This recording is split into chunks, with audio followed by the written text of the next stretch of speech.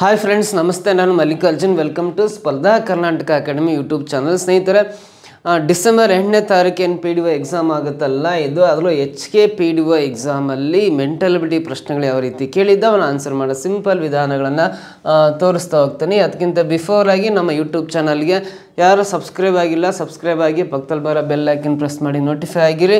ಹಾಗೆ ಸ್ಪರ್ಧಾ Karnataka online ಪ್ಲಾಟ್ಫಾರ್ಮಲ್ಲಿ Google ಪ್ಲೇಸ್ಟೋರಲ್ಲಿ ಹೋಗಿ ಸ್ಪರ್ಧಾ ಕರ್ನಾಟಕ ಅಕಾಡೆಮಿ ಆ್ಯಪನ್ನು ಡೌನ್ಲೋಡ್ ಮಾಡ್ಕೊಂಡ್ರೆ ಈ ಲ್ಯಾಂಡ್ ಸರ್ವೇರ್ ಎಕ್ಸಾಮ್ ಆಗಿರ್ಬೋದು, ಬೀಟ್ ಫಾರೆಸ್ಟರ್ ಎಕ್ಸಾಮು, ಸೊ ಈ ಎಲ್ಲ ಪರೀಕ್ಷೆಗಳು HSTR, PSTR, GPSTR ಪರೀಕ್ಷೆಗಳಿಗೆ ಆನ್ಲೈನ್ ಕ್ಲಾಸಸ್ ಅವೈಲೇಬಲ್ ಇದೆ. ಗೂಗಲ್ ಪ್ಲೇಸ್ಟೋರಲ್ಲಿ ಹೋಗಿ ಸ್ಪರ್ಧಾ ಕರ್ನಾಟಕ ಅಕಾಡೆಮಿ ಆ್ಯಪನ್ನು ಡೌನ್ಲೋಡ್ ಮಾಡ್ಕೊಳ್ಳಿ. ಹೆಚ್ಚಿನ ಮಾಹಿತಿಯಾಗಿ ಇಲ್ಲಿ ಕಾಣಿಸ್ತಕ್ಕಂಥ ಮೊಬೈಲ್ ನಂಬರ್ಗೆ ಕರೆ ಮಾಡಿ ಅಂತ ಹೇಳ್ತಾ ಫಸ್ಟ್ ಕ್ವಶನ್ ನೋಡ್ತಾ ಬರೋಣ ಏನಿದೆ ಅಂತ. XYZ ಕಂಪನಿಯಲ್ಲಿ ಒಟ್ಟು 840 ನೌಕರರಿದ್ದಾರೆ. ಪುರುಷರು ಮಹಿಳೆಯರು ಸೇರಿ ನೋಡ್ರಿ, XYZ ಅಂತ ಒಂದು ಕಂಪ್ನಿಯಲ್ಲಿ ಟೋಟಲ್ 840 ಎಂಪ್ಲಾಯ್ಸ್ ಇದ್ದಾರೆ ಅಂತ ಕೊಟ್ಟಿದ್ದಾನೆ.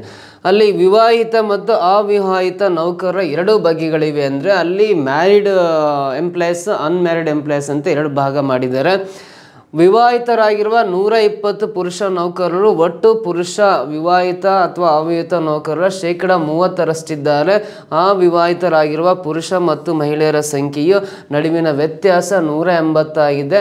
ವಿವಾಹಿತ ಪುರುಷ ಮತ್ತು ಮಹಿಳೆ, ಅವಿವಾಹಿತ ಪುರುಷ ಮತ್ತು ಮಹಿಳೆಯರಾಗಿರುವ ನೌಕರರ ಸಂಖ್ಯೆಯ ನಡುವಿನ ವ್ಯತ್ಯಾಸ. ಕ್ವಶನ್ ನೋಡ್ರಿ ಉದ್ದ ಇದೆ, ಸೊ ಭಾಳ ಉದ್ದ ಇದೆ ಅಂತೇಳಿ ನಾವು ಭಯಪಟ್ಟು ಈ ಕ್ವಶನ್ ಅಟೆಂಡೇ ಮಾಡೋಕ್ಕೆ ಹೋಗಿರಲ್ಲ. ಬಟ್ ಏನು ಕ್ಯಾಲ್ಕುಲೇಷನ್ ಇಲ್ಲ, ಸಿಂಪಲ್ ಕ್ಯಾಲ್ಕುಲೇಷನ್ ಆನ್ಸರ್ ಮಾಡ್ಬೋದು. ಫಸ್ಟು ಈ XYZ ಕಂಪನಿಯಲ್ಲಿ 840 ಜನ ಎಂಪ್ಲಾಯ್ಸ್ ಇದ್ದಾರೆ ಅಂತ ಕೊಟ್ಟಿದ್ದಾನೆ. 840 ಬರೆಯೋಣ.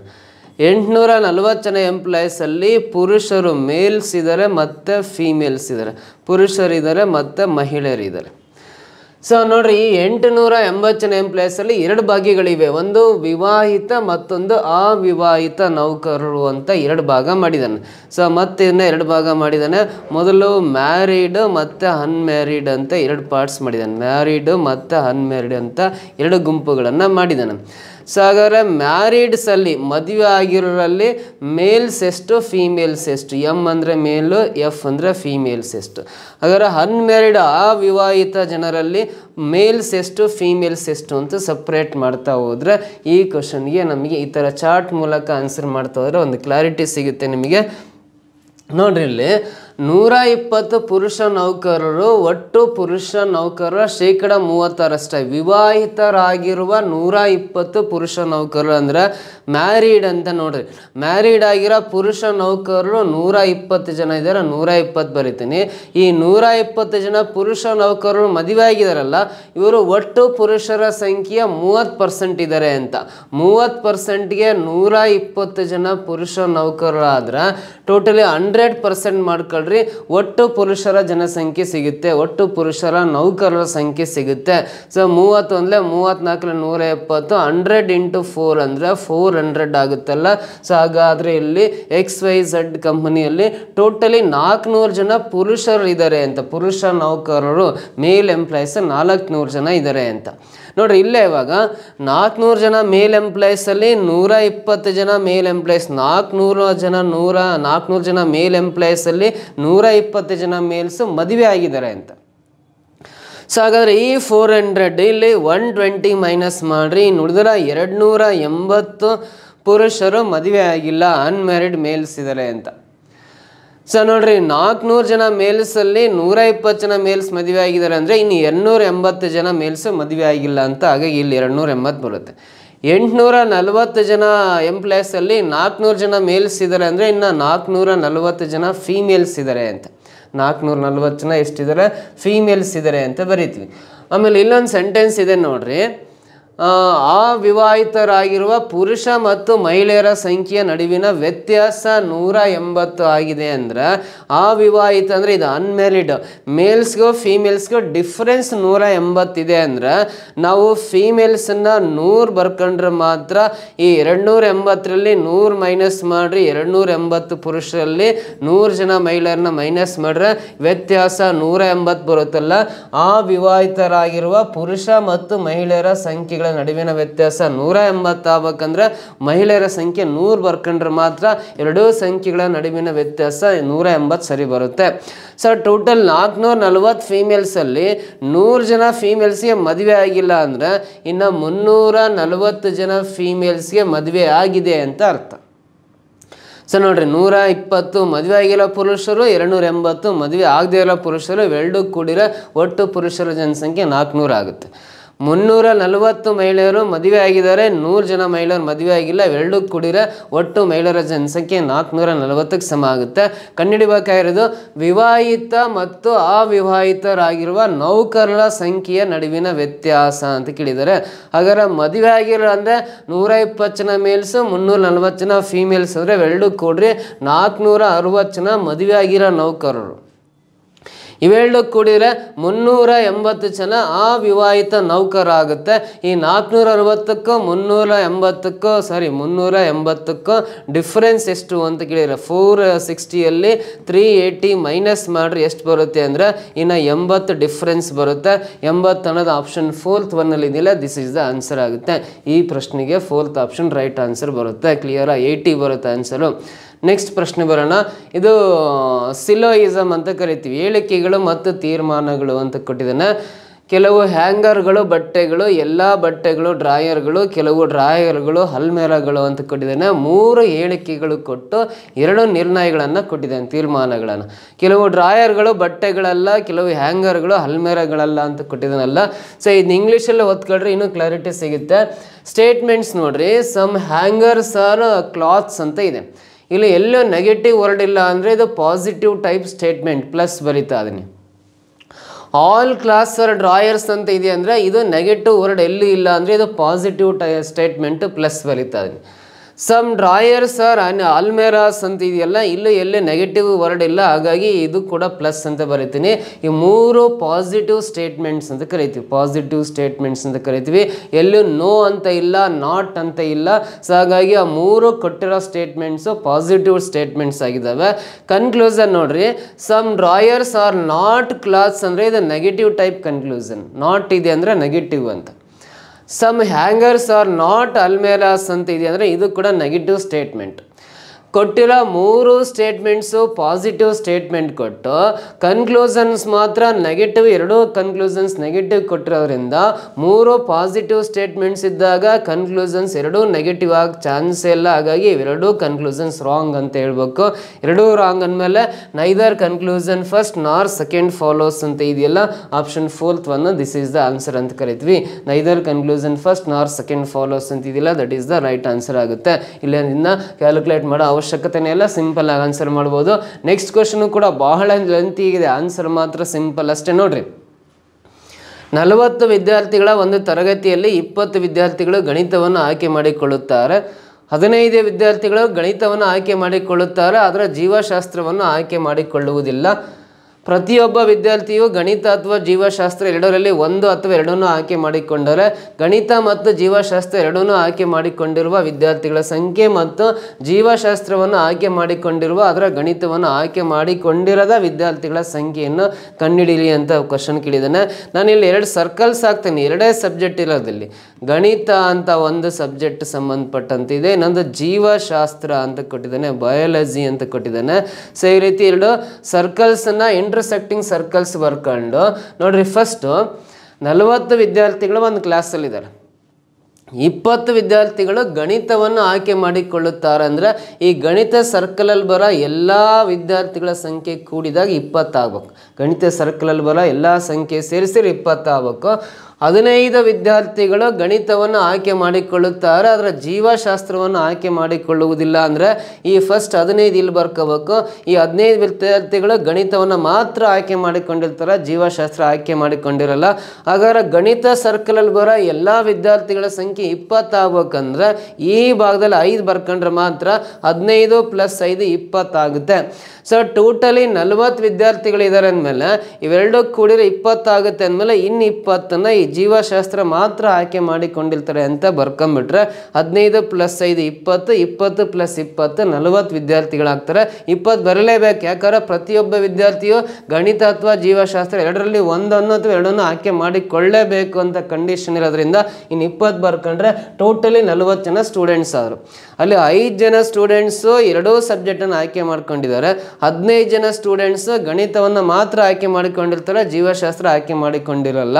ಈ 20 ಜನ ಸ್ಟೂಡೆಂಟ್ಸ್ ಜೀವಶಾಸ್ತ್ರವನ್ನು ಮಾತ್ರ ಆಯ್ಕೆ ಮಾಡಿಕೊಂಡಿರ್ತಾರೆ, ಗಣಿತವನ್ನು ಆಯ್ಕೆ ಮಾಡಿಕೊಂಡಿರಲ್ಲ ಅಂತ ಅರ್ಥ. ಸೊ ಇಲ್ಲಿ ಪ್ರಶ್ನೆ ಕೇಳಿರೋದು ಗಣಿತ ಮತ್ತು ಜೀವಶಾಸ್ತ್ರ ಎರಡನ್ನೂ ಆಯ್ಕೆ ಮಾಡಿಕೊಂಡಿರುವ ವಿದ್ಯಾರ್ಥಿಗಳ ಸಂಖ್ಯೆ, ಎರಡನ್ನೂ ಆಯ್ಕೆ ಮಾಡಿಕೊಂಡಿರುವ ವಿದ್ಯಾರ್ಥಿಗಳ ಸಂಖ್ಯೆ 5 ಮತ್ತು ಜೀವಶಾಸ್ತ್ರವನ್ನು ಆಯ್ಕೆ ಮಾಡಿಕೊಂಡಿರುವ ಆದರೆ ಗಣಿತವನ್ನು ಆಯ್ಕೆ ಮಾಡಿಕೊಂಡಿರದ, ಜೀವಶಾಸ್ತ್ರವನ್ನು ಮಾತ್ರ ಆಯ್ಕೆ ಮಾಡಿಕೊಂಡಿರಬೇಕು, ಗಣಿತವನ್ನು ಆಯ್ಕೆ ಮಾಡಿಕೊಂಡಿರೋದ್ರೆ ಅಂದರೆ ಈ 20 ಬರ್ಕೋಬೇಕು. ಈ 5 ಮತ್ತು 20 ಎರಡನ್ನೂ ಕೂಡಿದಾಗ ವಿದ್ಯಾರ್ಥಿಗಳ ಸಂಖ್ಯೆ 25 ಬರುತ್ತಲ್ಲ. ಸೊ ಈ ಕ್ವಶನ್ಗೆ ಆನ್ಸರ್ 25, ಸೆಕೆಂಡ್ ಆಪ್ಷನ್ ಕರೆಕ್ಟ್ ಉತ್ತರ ಆಗುತ್ತೆ. ಓಕೆನಾ. ಸೊ ನೆಕ್ಸ್ಟ್ ಇದೇ ಥರ 4th ಕ್ವಶನ್ ನೋಡೋಣ. ಏಜ್ ರಿಲೇಟೆಡ್ ಪ್ರಾಬ್ಲಮ್ಸ್ ಇದೆ ನೋಡ್ರಿ. 7 ವರ್ಷಗಳ ಹಿಂದೆ ಮೀರಾಳ ವಯಸ್ಸು ಈನಾಳ ಈಗಿನ ವಯಸ್ಸಿಗೆ ಸಮವಾಗಿತ್ತು. ಇಲ್ಲಿಂದ ಮೀರಾಳ ವಯಸ್ಸಿನ 10 ವರ್ಷಗಳು ಮತ್ತು 5 ವರ್ಷಗಳ ಹಿಂದಿನ ಈನಾಳ ವಯಸ್ಸಿನ ಒಟ್ಟು ಮೊತ್ತ 94 ವರ್ಷಗಳಾಗುತ್ತದೆ. ರೀನಾ ಈನಾಳಿಗಿಂತ 6 ವರ್ಷ ಚಿಕ್ಕವಳಾದರೆ 12 ವರ್ಷಗಳ ಹಿಂದೆ ರೀನಾಳ ವಯಸ್ಸೆಷ್ಟು ಅಂತ ಪ್ರಶ್ನೆ ಕೇಳಿದ್ದಾನೆ. ಸೊ ಇದಕ್ಕೆ ಆನ್ಸರ್ ಮಾಡ್ಬೇಕಂದ್ರೆ ಫಸ್ಟ್ ಮೀರಾಳ ಈಗಿನ ವಯಸ್ಸು ಬರೆಯೋಣ, ಆಮೇಲೆ ಈನಾಳ ಈಗಿನ ವಯಸ್ಸು ಬರ್ಕೋಬೇಕು. ಸೊ ಮೀರಾಳ ವಯಸ್ಸು ಈಗಿನ ವಯಸ್ಸು ಎಕ್ಸ್ ಅಂತ ತಗೊಳ್ಳೋಣ. ಮೀರಾಳ ಈಗಿನ ವಯಸ್ಸು ಎಕ್ಸ್ ಆಗಿರಲಿ ಅಂತ ತಗೋಬೇಕು. ಇದು ಏಜ್ ರಿಲೇಟೆಡ್ ಪ್ರಾಬ್ಲಮ್ಸು ಸಾಲ್ವ್ ಮಾಡ್ಬೇಕಂದ್ರೆ ಮೀರಾಳಿಗೆ ಈಗ ಎಕ್ಸ್ ವರ್ಷ ಆಗಿದೆ ಅಂದರೆ, ಈಗ ಎಕ್ಸ್ ವರ್ಷ ಆಗಿದೆ ಅಂದರೆ 7 ವರ್ಷಗಳ ಹಿಂದೆ, 7 ವರ್ಷಗಳ ಹಿಂದೆ ಮೀರಾಳ ವಯಸ್ಸು ಎಷ್ಟಾಗುತ್ತೆ ಅಂದರೆ ಎಕ್ಸ್ - 7 ಆಗುತ್ತೆ. ಈಗ ಮೀರಾಳಿಗೆ ಎಕ್ಸ್ ವರ್ಷ ಆಗುತ್ತೆ ಅಂದಮೇಲೆ 7 ವರ್ಷಗಳ ಹಿಂದೆ ಮೀರಾಳಿಗೆ ಎಕ್ಸ್ - 7 ವರ್ಷ ಆಗಿತ್ತು. ಅದು ಈನಾಳ ಈಗಿನ ವಯಸ್ಸಿಗೆ ಸಮ ಆಗಿತ್ತು. ಮೀರಾಳ 7 ವರ್ಷಗಳ ಹಿಂದಿನ ವಯಸ್ಸಿದೆಯಲ್ಲ ಎಕ್ಸ್ - 7, ಈನಾಳ ಈಗಿನ ವಯಸ್ಸು ಅಂದರೆ ಈನಾಳ ಈಗಿನ ವಯಸ್ಸು ಕೂಡ ಎಕ್ಸ್ - 7 ಆಗಿರುತ್ತೆ. ಸೊ ಇದು ಈನಾಳ ಈಗಿನ ವಯಸ್ಸಿದು, ಈನಾಳ ಈಗಿನ ವಯಸ್ಸು ಇದು 7 ವರ್ಷಗಳ ಹಿಂದಿನ ಮೀರಾಳ ವಯಸ್ಸು, 7 ವರ್ಷಗಳ ಹಿಂದಿನ ಮೀರಾಳ ವಯಸ್ಸು. ಯಾಕಂದರೆ ಮೀರಾಗಿ ಈಗ ಎಕ್ಸ್ ವರ್ಷ ಅಂತ ತಗೊಂಡ್ರೆ 7 ವರ್ಷ ಹಿಂದಕ್ಕೆ ಹೋದರೆ ಎಕ್ಸ್ - 7 ಆಗಿರುತ್ತೆ. ಈ 7 ವರ್ಷಗಳ ಹಿಂದಿನ ಮೀರಾಳ ವಯಸ್ಸು ಈನಾಳ ಈಗಿನ ವಯಸ್ಸಿಗೆ ಸಮ ಅಂದರೆ ಈನಾಳ ಈಗಿನ ವಯಸ್ಸು ಕೂಡ ಎಕ್ಸ್ - 7 ಅಂತ ಬರ್ಕೋಬೇಕು, ಎಕ್ಸ್ - 7 ಅಂತ ಬರ್ಕೋಬೇಕು, ಸಮವಾಗಿರುತ್ತೆ ಅಂತ ಹೇಳಿದ್ದೇನೆ.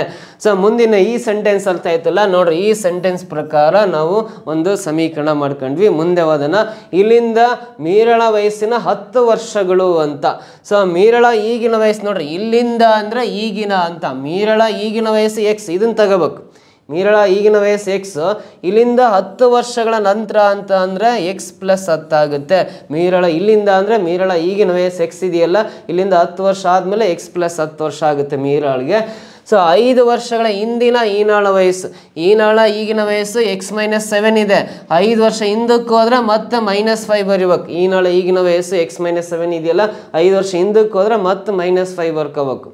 ಅವಾಗ ಇವೆರಡೂ ಮೊತ್ತ ಅಂದರೆ ಇವೆರಡನ್ನು ಕೂಡಿದಾಗ ಸೊ 10 ವರ್ಷಗಳ ನಂತರದ ಮೀರಾಳ ವಯಸ್ಸು 5 ವರ್ಷಗಳ ಹಿಂದಿನ ಈನಾಳ ವಯಸ್ಸನ್ನು ಕೂಡಿದಾಗ ಇವರಿಬ್ಬರದ್ದು ಸೇರಿ 94 ವರ್ಷ ಹೇಳಿದನಲ್ಲ, = 94 ಬರೀಬೇಕು. ಎಕ್ಸ್ + ಎಕ್ಸ್ ಅಂದರೆ 2x ಆಗುತ್ತೆ. 10 - 7 ಅಂದರೆ 2, 2 - 5 ಅಂದರೆ ನೋಡ್ರಿ 10 - 7 ಅಂದರೆ -3, -3 - 5 ಎಷ್ಟಾಗುತ್ತೆ ನೋಡ್ರಿ ಇಲ್ಲಿ ನೋಡ್ರಿ, +10 -7 ಅಂದರೆ 3, 3 - 5 ಅಂದರೆ -2 ಬರುತ್ತೆ. = ರೈಟ್ ಸೈಡಲ್ಲಿ 94 ಆಗುತ್ತೆ. ಸೊ ಇವಾಗ -2 ರೈಟ್ ಸೈಡಿಗೆ ಬಂದರೆ +2 ಆಗುತ್ತೆ. 94 + 2 ಅಂದರೆ ಎಷ್ಟಾಗುತ್ತೆ ಅಂದರೆ 2x = 96 ಬರುತ್ತೆ. 94 + 2 ಅಂದರೆ 2ರಿಂದ ಡಿವೈಡ್ ಮಾಡಿರಿ 96ನ 48 ಬರುತ್ತೆ. x = 48 ಬಂತು. ಸೊ ಇಲ್ಲಿ x = 48 ಬಂದಿದೆ ಅಂದರೆ ನಾವೇನು ಮಾಡೋಣ ಅಂದರೆ ಅಲ್ಲಿ ಈನಾಳ ಈಗಿನ ವಯಸ್ಸು ಕಂಡುಹಿಡ್ಕೊಳ್ಳೋಣ. ಈನಾಳ ಈಗಿನ ವಯಸ್ಸನ್ನು ಏನಂತ ಬರ್ಕೊಂಡಿದ್ವಿ, ಎಕ್ಸ್ - 7 ಅಂತ ಬರ್ಕೊಂಡಿದ್ದೀನಲ್ಲ. ಎಕ್ಸ್ ಅಂದರೆ 48 -7 ಅಂದರೆ 41 ಬರುತ್ತೆ. ಈನಾಳ ಈಗಿನ ವಯಸ್ಸು ಇದನ್ನು ಕಂಡುಹಿಡಿದ್ವಿ, 41 ವರ್ಷ ಆಗುತ್ತೆ. ಸೊ ಇವಾಗ ಇಲ್ಲಿ ಲಾಸ್ಟ್ ನೋಡ್ರಿ, ರೀನಾ ಇವಳೇ ಬೇರೆಯವಳು. ರೀನಾ ಈನಾಳಿಗಿಂತ 6 ವರ್ಷ ಚಿಕ್ಕವಳು. ಸೊ ಇಲ್ಲಿ ರೀನಾ ಅಂತ ಕೊಟ್ಟಿದ್ದಾಳೆ. ರೀನಾ ಈನಾಳಗೆ 41 ವರ್ಷ ಅಲ್ಲ, ಇದಕ್ಕಿಂತ 6 ವರ್ಷ ಚಿಕ್ಕವಳು ಅಂದರೆ 41ರಲ್ಲಿ 6 ಮೈನಸ್ ಮಾಡಿರಿ. ರೀನಾಳ ಈಗಿನ ವಯಸ್ಸು 35 ವರ್ಷ. ರೀನಾಳಿಗೆ ಈಗ 35 ವರ್ಷ. ಬಟ್ ಇಲ್ಲಿ ಕೇಳಿರೋದು 12 ವರ್ಷಗಳ ಹಿಂದೆ ರೀನಾಳ ವಯಸ್ಸು ಎಷ್ಟಿತ್ತು, ಈಗ 35 ವರ್ಷ ಆದರೆ 12 ವರ್ಷದ ಹಿಂದೆ ಎಷ್ಟಿತ್ತು ಅಂದರೆ 12 ಮೈನಸ್ ಮಾಡ್ಕೊಳ್ರಿ, 23 ವರ್ಷ ಆಗುತ್ತೆ. 35ರಲ್ಲಿ 12 ಮೈನಸ್ ಮಾಡಿರಿ, 12 ವರ್ಷಗಳ ಹಿಂದೆ ರೀನಾಳ ವಯಸ್ಸು 23 ವರ್ಷ ಬರುತ್ತೆ. ಮೊದಲನೇ ಆಪ್ಷನಲ್ಲಿದೆ, ದಿಸ್ ಈಸ್ ದ ಆನ್ಸರ್ ಅಂತ ಹೇಳ್ಬೋದು. ಇದು ಏಜ್ ರಿಲೇಟೆಡ್ ಪ್ರಾಬ್ಲಮ್ ಆಗಿರುತ್ತೆ. ಓಕೆನಾ. ಸೊ ನೆಕ್ಸ್ಟ್ ಕ್ವಶನ್ ನೋಡ್ರಿ, ಒಂದು ಡಾಟಾ ಇಂಟರ್ಪ್ರಿಟೇಷನ್ ಕೊಟ್ಟಿದ್ದಾನೆ, ಅದರಲ್ಲಿ ಬಾರ್ ಗ್ರಾಫ್ ಕೊಟ್ಟಿದ್ದಾನೆ. ಏನಿದೆ ಬಾರ್ ಗ್ರಾಫ್ ನೋಡ್ರಿ. ನೀಡಿರುವ ಬಾರ್ ರೇಖಾಚಿತ್ರವು 2014 ಮತ್ತು 2015ರ ಅವಧಿಯಲ್ಲಿ ಒಂದು ಕಂಪನಿಯಿಂದ ರಫ್ತು ಮಾಡಲಾದ ವಿವಿಧ ಬಗೆಯ ವಾಹನಗಳ ಸಂಖ್ಯೆಯನ್ನು ಲಕ್ಷಗಳಲ್ಲಿ ತೋರಿಸುತ್ತದೆ ಅಂತಿದೆ. ಸೊ ನೋಡ್ರಿ, A type, B type, C D E ಅಂತ ABCD ಅಂತ 5 ವಿಧವಾದ ವಾಹನಗಳನ್ನು ಇದು ಡಾರ್ಕ್ ಇರೋದು 2014, ಡಾರ್ಕ್ ಇರೋದು 2014ರಲ್ಲಿ ಮಾರಾಟ ಆಗಿರ್ತಕ್ಕಂಥ ವಾಹನಗಳ ಸಂಖ್ಯೆ. ಲೈಟ್ ಕಲರ್ ಇರೋ ಕಾಲಮು 2015ರಲ್ಲಿ ಮಾರಾಟ ಮಾಡಲಾದ ವಾಹನಗಳ ಸಂಖ್ಯೆಯನ್ನು ಇಲ್ಲಿ ಕೊಟ್ಟಿದ್ದಾನೆ, ಅಂದರೆ ರಫ್ತು ಮಾಡಲಾದ ವಾಹನಗಳ ಸಂಖ್ಯೆಯನ್ನು ಕೊಟ್ಟಿದ್ದಾನೆ. ಸೊ 2014ರಲ್ಲಿ ರಫ್ತು ಮಾಡಲಾದ ಎ ಮತ್ತು ಸಿ ಬಗೆಯ ಒಟ್ಟು ವಾಹನಗಳ ಒಟ್ಟು ಸಂಖ್ಯೆ ಅಂತ ಕೇಳಿದೆ ನೋಡ್ರಿ. 2014 ಅಂದರೆ ಡಾರ್ಕ್ ನೋಡ್ಕೋಬೇಕು. ಎ ಮತ್ತು ಸಿ ಬಗೆಯ, ಎ ಬಗೆಯ 2014ರಲ್ಲಿ 27 ಇದಾವೆ, ಸಿ ಬಗೆಯವು 2014ರಲ್ಲಿ 43 ಇದಾವೆ. 27 ಪ್ಲಸ್ 43 ಕೂಡ್ರಿ ಟೋಟಲ್ ಎಷ್ಟು ಬರುತ್ತೆ ಅಂದರೆ 70 ಬರುತ್ತೆ. ಎ ಮತ್ತು ಸಿ ಟೈಪು 2014ರಲ್ಲಿ. ಅದೇ 2015ರಲ್ಲಿ ಬಿ ಮತ್ತು ಇ ಬಗೆಯ ವಾಹನಗಳು 2015 ಅಂದರೆ ಬಿ ಮತ್ತು ಇ ಬಗೆಯ, ಬಿ ಬಗೆಯ 35 ಸೆಕೆಂಡ್ ಕಾಲಮು, ಇ ಬಗೆಯವು 57 ಇದ್ದಾವೆ. 33 ಪ್ಲಸ್ 57 ಕೂಡಿದಾಗ 90 ಬರುತ್ತೆ. ಬಿ ಮತ್ತು ಇ ಬಗೆಯ ಎರಡೂ ಸೇರಿ 90 ಬರುತ್ತೆ, 90 ಬರುತ್ತೆ. ಸೊ ವಾಹನಗಳ ಒಟ್ಟು ಸಂಖ್ಯೆ ನಡುವಿನ ಅನುಪಾತವೆಷ್ಟು ಅಂತ ಕೇಳಿದಾನೆ. ಇವೆರಡು ನಂಬರ್ಸ್ಗೆ ರೇಷಿಯೋ ಕ್ಯಾಲ್ಕುಲೇಟ್ ಮಾಡಬೇಕು. ಇಲ್ಲಿ ರೇಷಿಯೋ ಹಾಕೊಂಡು 0 ಕ್ಯಾನ್ಸಲ್ ಆದರೆ ರೇಷಿಯೋ 7:9 ಬರುತ್ತೆ. ಸಿಂಪಲ್ ಕ್ಯಾಲ್ಕುಲೇಷನ್, ಸಿಂಪಲ್ ಆನ್ಸರು 7:9 ಅಂತ ಆಪ್ಷನ್ 3rd ಒನ್ನಲ್ಲಿ ಇದೆ ನೋಡ್ರಿ. ಈ ಕ್ವಶನ್ಗೆ ಆನ್ಸರು 3rd ಆಪ್ಷನ್ 7:9 ಅಂತ ಬರೀತೀವಿ. ಕ್ಲಿಯರ್ ಆಗಿ ಗೊತ್ತಾಯ್ತಾ? ಸೊ ನೆಕ್ಸ್ಟ್ ಕ್ವಶನ್ ಬರೋಣ, ಟ್ರೈ ಮಾಡ್ರಿ. ಮುಂದಿನ ಪ್ರಶ್ನೆ ಏನಿದೆ ಅಂತ. ಒಬ್ಬ ಮನುಷ್ಯ 5 ಗಂಟೆಗಳಲ್ಲಿ ಪ್ರವಾಹದ ಹರಿವಿನ ದಿಕ್ಕಿನಲ್ಲಿ ನಿಶ್ಚಿತ ದೂರವನ್ನು ಕ್ರಮಿಸುತ್ತಾನೆ ಮತ್ತು ಅದೇ ಸ್ಥಳಕ್ಕೆ 8 ಗಂಟೆಗಳಲ್ಲಿ ಹಿಂದಿರುಗುತ್ತಾನೆ. ಪ್ರವಾಹದ ವೇಗವು ಗಂಟೆಗೆ 4.5 ಕಿಲೋಮೀಟರ್ ಆಗಿದ್ದರೆ ಆಗ ನಿಂತಿರುವ ನೀರಿನಲ್ಲಿ ಮನುಷ್ಯನ ವೇಗವೆಷ್ಟು ಅಂತ ಹೇಳಿದ್ದಾನೆ. ಸೊ ನೋಡ್ರಿ, ನೀರು ಹರಿಯೋ ದಿಕ್ಕಲ್ಲಿ ಒಂದಿಷ್ಟು ದೂರ ಹೋಗ್ಲಿಕ್ಕೆ ಆ ವ್ಯಕ್ತಿಗೆ 5 ಗಂಟೆ ಬೇಕು. ನೀರು ಹರಿಯೋ ದಿಕ್ಕಲ್ಲಿ ಒಂದು ಸ್ಥಳಕ್ಕೆ ಹೋಗ್ಲಿಕ್ಕೆ 5 ಗಂಟೆ ಬೇಕು. ನೀರಿಗೆ ವಿರುದ್ಧವಾಗಿ, ನೀರಿಗೆ ಆಪೋಸಿಟ್ ಆಗಿ ಬಂದರೆ ಅದೇ ದೂರ ಕ್ರಮಿಸಲಿಕ್ಕೆ 8 ಅವರ್ಸ್ ಬೇಕು. ನೀರು ಹರಿಯೋ ದಿಕ್ಕಲ್ಲಿ ಒಂದು ಪ್ಲೇಸಿಂದ ಇನ್ನೊಂದು ಪ್ಲೇಸಿಗೆ ಹೋಗ್ಲಿಕ್ಕೆ 5 ಅವರ್ಸ್ ಬೇಕು. ನೀರಿಗೆ ಅಪೋಸಿಟ್ ಆಗಿ ಅಷ್ಟೇ ಡಿಸ್ಟೆನ್ಸ್ನ ಕವರ್ ಮಾಡಲಿಕ್ಕೆ 8 ಅವರ್ಸ್ ಬೇಕು ಅಂತ ಹೇಳಿದ್ದಾನೆ. ಸೊ ನೋಡ್ರಿ, ಪ್ರವಾಹದ ವೇಗವು ಅಂದರೆ ಈ ನದಿಯಲ್ಲಿ ನೀರು ಗಂಟೆಗೆ 4.5 ಕಿಲೋಮೀಟರ್ ವೇಗದಲ್ಲಿ ನೀರು ಚಲಿಸ್ತಾ ಇರುತ್ತೆ ನೋಡ್ರಿ. ಆ ನದಿಯಲ್ಲಿ ನೀರು ಗಂಟೆಗೆ 4.5 ಕಿಲೋಮೀಟರ್ ವೇಗದಲ್ಲಿ ನೀರು ಚಲಿಸ್ತಾ ಇರುತ್ತೆ ಅಂದರೆ ಆಗ ನಿಂತಿರುವ ನೀರಿನಲ್ಲಿ ಮನುಷ್ಯನ ವೇಗವೆಷ್ಟು? ಅದೇ ಮನುಷ್ಯನ ತಗೊಂಡೋಗಿ ನಿಂತ ನೀರಲ್ಲಿ ಬಿಟ್ಟರೆ ಯಾವ ಸ್ಪೀಡಲ್ಲಿ ಚಲಿಸ್ತಾ ಇರ್ತಾನೆ ಅಂತ ಕೇಳಿದ್ದಾರೆ. ಸೊ ನಿಂತ ನೀರಲ್ಲಿ ಮನುಷ್ಯನ ವೇಗವನ್ನು ಎಕ್ಸ್ ಅಂತ ತಗೊಳ್ಳೋಣ. ನಿಂತ ನೀರಲ್ಲಿ ಮನುಷ್ಯನ ವೇಗವನ್ನು ಎಕ್ಸ್ ಅಂತ ತಗೊಳ್ಳೋಣ. ಸೊ ಇವಾಗ ನಮಗೆ ಇಲ್ಲಿ ಬೇಸಿಕ್ ಫಾರ್ಮುಲಾ ಗೊತ್ತಿರಬೇಕು. ಡಿ ಅಂದರೆ ಡಿಸ್ಟೆನ್ಸ್ ಕಂಡುಹಿಡಿಯಲಿಕ್ಕೆ ಫಾರ್ಮುಲಾ ಟೈಮ್ ಇಂಟು ಸ್ಪೀಡ್ ಅಂತ ಬರಿತೀವಿ. ಈ ಫಾರ್ಮುಲಾ ಎರಡೂ ಸಂದರ್ಭಕ್ಕೆ ಹಾಕ್ಬೇಕು. ಒಂದು ನೀರು ಹರಿಯೋ ದಿಕ್ಕಿಗೆ, ಇನ್ನೊಂದು ನೀರಿಗೆ ಆಪೋಸಿಟಾಗಿ ಬರಿಬೇಕು. ನೀರು ಹರಿಯೋ ದಿಕ್ಕಲ್ಲಿ ದೂರ ಎಷ್ಟಿರುತ್ತಲ್ಲ, ನೀರಿಗೆ ವಾಪಸ್ ಬರ್ಬೇಕಾದ್ರೂ ಅಷ್ಟೇ ದೂರ ಇರುತ್ತೆ. ದೂರಗಳಂತೂ ಎರಡೂ ಸಂದರ್ಭದಲ್ಲಿ ಸೇಮ್ ಇರುತ್ತೆ. ನೀರು ಹರಿಯೋ ದಿಕ್ಕಲ್ಲಿ ಎಷ್ಟು ದೂರ ಹೋಗಿರ್ತೀವೋ ವಾಪಸ್ ಬರ್ಬೇಕಾದ್ರೂ ಅಷ್ಟೇ ದೂರ ವಾಪಸ್ ಬಂದಿರ್ತೀವಿ ಅಂದರೆ ಈ ಫಾರ್ಮುಲಾ 2 ಸಲ ಹಾಕೋಣ. ಒಂದು ನೀರು ಚಲಿಸೋ ದಿಕ್ಕಲ್ಲಿ ಹೋಗೋದು, ಇನ್ನೊಂದು ವಿರುದ್ಧವಾಗಿ ಬರ್ಬೇಕು. ನೀರು ಚಲಿಸೋ ದಿಕ್ಕಲ್ಲಿ ಒಂದಿಷ್ಟು ದೂರವನ್ನು ಕ್ರಮಿಸಲಿಕ್ಕೆ ಟೈಮ್ ಎಷ್ಟು ಅವರ್ಸ್ ಬೇಕು ಹೇಳಿದ್ದಾನೆ? 5 ಅವರ್ಸ್ ಹೇಳಿದ್ದಾನೆ. ಟಿ ಜಾಗದಲ್ಲಿ 5 ಬರ್ಕೊಂಡು ಇಂಟು ಎಸ್ ಅಂದರೆ ನೀರು ಹರಿಯೋ ದಿಕ್ಕಲ್ಲಿ ವೇಗ, ಒಬ್ಬ ವ್ಯಕ್ತಿಯ ವೇಗ ಪ್ಲಸ್ ನೀರಿನ ಹರಿವಿನ ವೇಗ ಎರಡೂ ಕೂಡಿರ್ತವೆ, ಎರಡೂ ಸೇರ್ಕೊಂಡು ಹೋಗಿರ್ತವೆ. ನೀರು ಚಲಿಸೋ ದಿಕ್ಕಲ್ಲಿ ವೇಗ ಎಷ್ಟಿರುತ್ತೆ ಅಂದರೆ ಆ ವ್ಯಕ್ತಿಯ ಈಜುವಿಕೆಯ ವೇಗ ಪ್ಲಸ್ ನೀರಿನ ವೇಗ ಎರಡೂ ಸೇರಿಸೋಗಿರ್ತವೆ. ಹಾಗಾಗಿ ಎಸ್ ಜಾಗದಲ್ಲಿ ಎಕ್ಸ್ ಪ್ಲಸ್ 4.5 ಅಂತ ಬರೆಯೋಣ. ವಾಪಸ್ ಬರ್ಬೇಕಾದ್ರೆ ದೂರ ಅಷ್ಟೇ ಇರುತ್ತಲ್ಲ, ಈಕ್ವಲ್ ಟು ಬರ್ಕೊಂಡು ವಾಪಸ್ ಬರ್ಬೇಕಾದ್ರೆ ಟೈಮು 8 ಅವರ್ಸ್ ತಗೊಳತ್ತನಲ್ಲ, 8 ಬರಿಬೇಕು. ಇಂಟು ವಾಪಸ್ ಬರ್ಬೇಕಾದ್ರೆ ಸ್ಪೀಡ್ ಆ ವ್ಯಕ್ತಿಯ ವೇಗದಲ್ಲಿ ನೀರಿಗೆ ವಿರುದ್ಧವಾಗಿ ಬರ್ತಾ ಇದ್ದಾನೆ ಅಂದಮೇಲೆ ಅವನ ವೇಗದಲ್ಲಿ ನೀರು ಆಪೋಸಿಟ್ ಆಗಿ ಹೋಗ್ತಾ ಇರೋದ್ರಿಂದ ನೀರು ಹಿಂದಕ್ಕೆ ತಳ್ಳಿದ ಅನುಭವ ಆಗುತ್ತೆ. ಸೊ ಅವನ ವೇಗದಲ್ಲಿ ನೀರಿನ ವೇಗವನ್ನು ಮೈನಸ್ ಮಾಡಬೇಕು ವಾಪಸ್ ಬರ್ಬೇಕಾದ್ರೆ. ಹಾಗಾಗಿ ನೀರಿನ ಪ್ರವಾಹದ ವೇಗ 4.5 ಇದೆಯಲ್ಲ, ಎಕ್ಸ್ ಮೈನಸ್ 4.5 ಬರೀತೀವಿ. ನೀರಿನ ಕಡೆ ದಿಕ್ಕಿನ ಕಡೆ ಹೋಗ್ಬೇಕಂದ್ರೆ ಎಕ್ಸ್ ಪ್ಲಸ್ 4.5, ಆಪೋಸಿಟ್ ಬರ್ಬೇಕಾದ್ರೆ ಎಕ್ಸ್ ಮೈನಸ್ 4.5 ಆಗುತ್ತೆ. ಈಕ್ವೇಶನ್ ಸಾಲ್ವ್ ಮಾಡಿದ್ರೆ ಎಕ್ಸ್ ಅಂದರೆ ನಿಂತ ನೀರಲ್ಲಿ ಆ ವ್ಯಕ್ತಿಯ ವೇಗ ಎಷ್ಟು, ಆ ವ್ಯಕ್ತಿ ನಿಂತ ನೀರಲ್ಲಿ ಯಾವ ಸ್ಪೀಡಲ್ಲಿ ಚಲಿಸ್ತಾ ಇರ್ತಾನೆ ಅಂತ ಗೊತ್ತಾಗುತ್ತೆ. ಎಕ್ಸ್ ಕಂಡಿಡಿದ್ರೆ 5 ಇಂಟು ಎಕ್ಸ್ ಅಂದರೆ 5x ಬರುತ್ತೆ. ಪ್ಲಸ್ 4.5 ಇಂಟು 5 ಗುಣಿಸಿದ್ರೆ 45 225 ಅಲ್ಲ 22.5 ಬರುತ್ತೆ. ಸೊ ಇಲ್ಲಿ 8 ಇಂಟು ಎಕ್ಸ್ 8x ಆಗುತ್ತೆ. ಮೈನಸ್ 8 4 32, 8ರ ಅರ್ಧ ಅಂದರೆ 4 ಅಲ್ಲ. 4.5 ಇಂಟು 8 ಮಲ್ಟಿಪ್ಲೈ ಮಾಡಿರಿ 360 ಆಗುತ್ತೆ. 45 ಇಂಟು 8 ಅಂದರೆ 360 ಆಗುತ್ತೆ. 1 ಡಿಜಿಟ್ ಆಮೇಲೆ ಪಾಯಿಂಟ್ ಇದೆಯಲ್ಲ 36.0 ಆಗುತ್ತೆ. 36 ಬರೀತೀನಿ. ಸೊ ಇವಾಗ 22.5 ಅನ್ನೋದು ಈ ಲೆಫ್ಟ್ ಸೈಡಲ್ಲೇ ಇರಲಿ, ಮೈನಸ್ 36 ಲೆಫ್ಟ್ ಸೈಡಿಗೆ ಬಂದರೆ ಪ್ಲಸ್ 36 ಆಗುತ್ತೆ. 8x ರೈಟ್ ಸೈಡಲ್ಲಿ ಇರಲಿ, ಪ್ಲಸ್ 5x ರೈಟ್ ಸೈಡ್ ಬಂದರೆ ಮೈನಸ್ 5x ಆಗಿ 3x ಉಳಿಯುತ್ತೆ. ಇವೆರಡು ಕೂಡ್ರಿ ಎಷ್ಟಾಗುತ್ತೆ ಅಂದರೆ 46 56 58.5 ಆಗುತ್ತೆ. ಈ 3 ಲೆಫ್ಟ್ ಸೈಡ್ ಬಂದರೆ ಡಿವೈಡ್ ಬೈ 3 ಆಗುತ್ತೆ. 58.5 ಡಿವೈಡ್ ಬೈ 3. 3ರಿಂದ ಡಿವೈಡ್ ಮಾಡಿರಿ.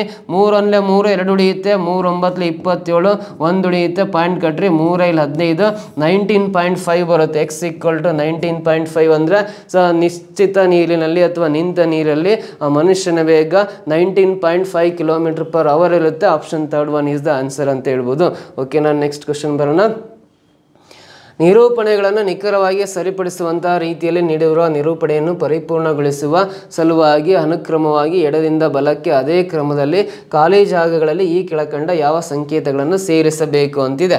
ಸೊ ಆಪ್ಷನಲ್ಲಿರೋ ಯಾವ ಚಿಹ್ನೆಗಳನ್ನು ಆರ್ಡರ್ ವೈಸ್ ಪ್ಲೇಸ್ ಮಾಡ್ತಾ ಹೋದ್ರೆ ಈ ಸಮೀಕರಣ ಬ್ಯಾಲೆನ್ಸ್ ಆಗುತ್ತೆ, ಅಂದರೆ ಈಕ್ವಲ್ ಕರೆಕ್ಟ್ ಆಗುತ್ತೆ ಅಂತ ಕ್ವಶನ್ ಕೇಳಿದ್ದಾನೆ. ಅಂದರೆ ಇಲ್ಲಿ ರೈಟ್ ಸೈಡಲ್ಲಿ 32,200 ಇದೆಯಲ್ಲ, ಲೆಫ್ಟ್ ಸೈಡಲ್ಲಿರೋ ಯಾವ ಚಿಹ್ನೆಗಳನ್ನು ಆರ್ಡರ್ ವೈಸ್ ಆಗ್ತಾವೆ ಅಂದರೆ 32,200ಕ್ಕೆ ಸಮ ಆಗುತ್ತೆ ಅಂತ ಕೇಳಿದ್ದಾನೆ. ಫಸ್ಟ್ ನೋಡ್ರಿ, ಮೊದಲನೇ ಆಪ್ಷನ್ ಥ್ರೂ ನೋಡೋಣ. ಇಂಟು ಚಿಹ್ನೆ ಇದೆಯಲ್ಲ, ಇಂಟು ಹಾಕಿ ನೆಕ್ಸ್ಟ್ ಪ್ಲಸ್ ಹಾಕಿ ನೆಕ್ಸ್ಟ್ ಮತ್ತೆ ಇಂಟು ಹಾಕಿ ಮೈನಸ್ ಹಾಕಿದ್ರೆ 3,000 ಇಂಟು 15 3 45 45,000 ಇವೆಲ್ಲ ಮತ್ತೆ ಪ್ಲಸ್ ಇಂಟು ಇರೋದ್ರಿಂದ ಆನ್ಸರ್ 45,000ಕ್ಕಿಂತ ಜಾಸ್ತಿ ಹೋಗುತ್ತೆ. ಇಲ್ಲಿ 32,200 ಇದೆ ಅಂದರೆ ಫಸ್ಟ್ ಆಪ್ಷನ್ ಆನ್ಸರ್ ಅಲ್ವೇ ಅಲ್ಲ, ರಾಂಗ್ ಅಂತ ಕರಿತೀವಿ. ಫುಲ್ ಸಿಂಪ್ಲಿಫಿಕೇಶನ್ ಮಾಡೋ ಅವಶ್ಯಕತೆ ಇಲ್ಲ, ಯಾಕಂದ್ರೆ 3,000 ಇಂಟು 15 45,000 ಆಗುತ್ತೆ. ಇಲ್ಲೂ ಇವೆರಡು ಮಲ್ಟಿಪ್ಲೈ ಮಾಡಿ 20 ಸ್ಕ್ವೇರ್ ಅಂದರೆ 400 ಇಂಟು 4 400 ಇಂಟು 4 ಅಂದರೆ 1,600 ಅಂದರೆ 46,600. ಅದರಲ್ಲಿ 20 ಮೈನಸ್ ಮಾಡಿದ್ರೆ 46,580 ಏನೋ ಬರುತ್ತೆ. ಸಿಂಪ್ಲಿಫೈ ಮಾಡಿರಿ. ಇಲ್ಲಿ 32,200 ಇದೆ ಅಂದರೆ ಫಸ್ಟ್ ಆಪ್ಷನ್ ಅಂತ ಇದು 100% ಆನ್ಸರ್ ಆಗಿರೋಕ್ಕೆ ಚಾನ್ಸೇ ಇಲ್ಲ. ಸೊ ಫಸ್ಟ್ ಆಪ್ಷನ್ ರಾಂಗ್ ಅಂತ ಗೊತ್ತಾಯ್ತು. ಸೆಕೆಂಡ್ ಆಪ್ಷನಲ್ಲಿ ನೋಡ್ರಿ, ಡಿವೈಡ್ ಬೈ ಹಾಕಿದೀವಿ ಫಸ್ಟು, ಆಮೇಲೆ ಇಂಟು ಹಾಕಿ ನೆಕ್ಸ್ಟ್ ಇಂಟು ಹಾಕಿ ಲಾಸ್ಟಿಗೆ ಪ್ಲಸ್ ಹಾಕಿದೀವಿ ಅಂದರೆ 15ರಿಂದ 3,000 ಡಿವೈಡ್ ಮಾಡ್ರೆ 15 2 30 200 ಬರುತ್ತೆ. 200 ಬರುತ್ತೆ. ಆಮೇಲೆ ಇಂಟು 4 ಇಂಟು 20 ಸ್ಕ್ವೇರ್ ಅಂದರೆ 400. ಸೊ ಇಲ್ಲಿ 4 4 16 16 2 32 ಇಲ್ಲೆರಡು 0 ಇಲ್ಲೆರಡು 0 ಅಂದರೆ 4 0 ಪಕ್ಕ ಹಾಕಿದ್ವಿ ಅಂದರೆ ಇದು 32 ಲಕ್ಷಕ್ಕೆ ಸಮ ಆಗ್ಬಿಡುತ್ತೆ. 32 ಲಕ್ಷ ಸಮಥಿಂಗ್ ಇಲ್ಲ. 100% ಆಪ್ಷನ್ ಸೆಕೆಂಡ್ ಒನ್ ಆನ್ಸರ್ ಬರೋಲ್ಲ. First option wrong, second option wrong ಅಂದಮೇಲೆ ಇವೆರಡೂ ರಾಂಗ್ ಅಂತ ಗೊತ್ತಾಯಿತು. ಥರ್ಡ್ ಆಪ್ಷನಲ್ಲಿ ನೋಡ್ರಿ 3,000 ಬರ್ಕೊಂಡು ಈ ಫಸ್ಟ್ ಡ್ಯಾಶ್ ಪ್ಲೇಸಲ್ಲಿ ಡಿವೈಡ್ ಬೈ ಹಾಕ್ರಿ. ಸೊ ನೆಕ್ಸ್ಟ್ 15 ಹಾಗೆ ಬರ್ಕೊಂಡು ಸೆಕೆಂಡ್ ಡ್ಯಾಶ್ ಪ್ಲೇಸಲ್ಲಿ ನೆಕ್ಸ್ಟ್ ಪ್ಲಸ್ ಚಿಹ್ನೆ ಇದೆ, ಪ್ಲಸ್ ಹಾಕಿ 4 ಬರೆಯೋಣ. ನೆಕ್ಸ್ಟ್ ಡ್ಯಾಶ್ ಪ್ಲೇಸಲ್ಲಿ ಇಂಟು ಹಾಕಿ 20 ಸ್ಕ್ವೇರ್ ಬರ್ಕೊಳ್ಳೋಣ. ಸೊ ನೆಕ್ಸ್ಟ್ ಡ್ಯಾಶಲ್ಲಿ ಇಂಟು ಹಾಕಿ ಲಾಸ್ಟ್ ನಂಬರ್ 20 ಇದೆ. ಇದಿಷ್ಟು ಸಿಂಪ್ಲಿಫೈ ಮಾಡಿರಿ 32,200 ಕರೆಕ್ಟ್ ಬರುತ್ತೆ. ಅಕಾರ್ಡಿಂಗ್ ಟು ಬಾಡ್ ಮಾಸಲು ಫಸ್ಟ್ ಭಾಗಾಕಾರ ಮಾಡ್ಕೋಬೇಕು. 15 2 30 2 0 ಲಾಸ್ಟಿಗೆ ಬರಿತೀನಿ. ಈ 4 ಆಗಿ ಇರಲಿ. 20 ಸ್ಕ್ವೇರ್ ಅಂದರೆ 400 ಆಗುತ್ತೆ. ಇಂಟು 20 ಬರಿತಾ ಇದ್ವಿ. ಫಸ್ಟ್ ಗುಣಾಕಾರ ಮಾಡ್ಕೊಂಡ್ರೆ ಲಾಸ್ಟ್ ಸಂಕಲನ ಮಾಡ್ಕೊಳ್ಳೋಣ 200 ಪ್ಲಸ್ ಹಾಗೆ ಬರ್ಕೊಂಡು 2 4 8 8 4 32 ಆಗುತ್ತೆ. ಇಲ್ಲಿ 2 0 ಇದೊಂದು 0 ಅಂದರೆ 3 0 ಪಕ್ಕ ಹಾಕೊಳ್ಳೋಣ. 32,000 ಪ್ಲಸ್ 200 ಅಂದರೆ 32,200 ಕರೆಕ್ಟ್ ಬರ್ತಾ ಇದೆ. ಇಲ್ಲೂ ರೈಟ್ ಸೈಡಲ್ಲಿ 32,200 ಇದೆ ಅಂದರೆ ಥರ್ಡ್ ಆಪ್ಷನಲ್ಲ ಚಿಹ್ನೆಗಳನ್ನು ಆರ್ಡರ್ ವೈಸ್ ಪ್ಲೇಸ್ ಮಾಡ್ತಾ ಬಂದರೆ ಆ ಸಮೀಕರಣ ಸರಿದೂಗುತ್ತೆ ಅಂತ ಹೇಳ್ಬೋದು. Third option is the right answer ಆಗುತ್ತೆ. ಆಪ್ಷನ್ ಥ್ರೂ ಆನ್ಸರ್ ಮಾಡ್ತಾ ಹೋದರೆ ಸಿಗುತ್ತೆ. ಓಕೆನಾ, ಇವಿಷ್ಟು ಪ್ರಶ್ನೆಗಳು ಈ PDO ಎಕ್ಸಾಮಲ್ಲಿ ಕೇಳಿರೋದು. ಸೊ ಸ್ಪರ್ಧಾ ಕರ್ನಾಟಕ ಆನ್ಲೈನ್ ಪ್ಲಾಟ್ಫಾರ್ಮಲ್ಲಿ ಸೊ ಈ ಲ್ಯಾಂಡ್ ಸರ್ವೇರ್ಗೆ ಫುಲ್ ಪ್ಯಾಕೇಜ್ ಕೋರ್ಸ್ ಅವೈಲೇಬಲ್ ಇದೆ. ಪೇಪರ್ ಫಸ್ಟ್, ಪೇಪರ್ ಸೆಕೆಂಡ್, ಅಥವಾ ಪೇಪರ್ ಸೆಕೆಂಡ್ ಬೇಕಂದ್ರೂ ಕೂಡ ಆ ಕೋರ್ಸು ಕೂಡ ಅವೈಲೇಬಲ್ ಇದೆ. ಬೀಟ್ ಫಾರೆಸ್ಟ್ ಕೋರ್ಸು ಕೂಡ ಇದೆ. ಸೊ ಎಲ್ಲ ಕೋರ್ಸ್ಗೆ ಆನ್ಲೈನ್ ಬೇಕು ಅಥವಾ HSTR GPSTR ಬೇಕಂದ್ರೂ ಕೂಡ ಇಲ್ಲಿ ಕಾಣಿಸ್ತಕ್ಕಂಥ ಮೊಬೈಲ್ ನಂಬರ್ಗೆ ಕರೆ ಮಾಡಿ ಅಥವಾ ಗೂಗಲ್ ಪ್ಲೇಸ್ಟೋರಲ್ಲಿ ಸ್ಪರ್ಧಾ ಕರ್ನಾಟಕ ಅಕಾಡೆಮಿ ಆ್ಯಪನ್ನು ಡೌನ್ಲೋಡ್ ಮಾಡ್ಕೊಳ್ರಿ. ಅದರ ಉಪಯೋಗನ ಪಡಿತಾ ಬನ್ನಿ ಅಂತ ಹೇಳ್ತಾ ಈ ಕ್ಲಾಸ್ನಲ್ಲಿ ಮುಗಿಸ್ತಾ ಇದ್ದೀನಿ. Thank you so much.